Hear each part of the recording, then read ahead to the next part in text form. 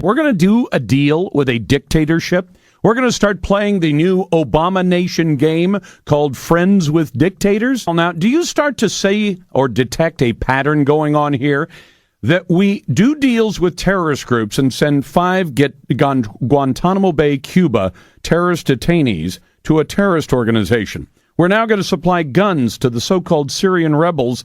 Some of those Syrian rebels, some of them, were the beginnings of the Islamic State, which is now another threat to the United States of America.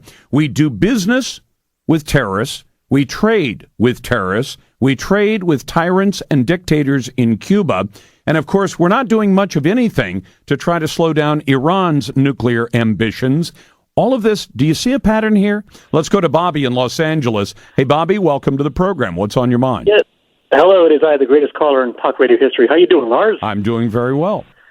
Okay, listen, you are a big stinking phony, and I'll tell you why. Why? So far in your first introduction, you had a problem with Obama and Cuba, which I respect, and the thing with the Middle East and Syria, and there was something else you mentioned, all of which sounds Iran. Logical and rational. Yeah. You are the same guy who had no problem with billions and billions of dollars going to Pakistan, which has terrorism. I have big problems. I don't know. Don't put words in my mouth to aid your argument. I have always said that having money go to Pakistan when they do not act as our friend, they certainly did not act as an ally would have acted in getting after bin Laden, and they certainly didn't act as an ally when they gave the Chinese the first access to the crash scene of one of our high-tech stealth helicopters after the raid on bin Laden. So if you want to aid your argument, go ahead, but you're not entitled to put words in my mouth. You obviously don't remember me in our debates in the past. Then I do. I remember them very well.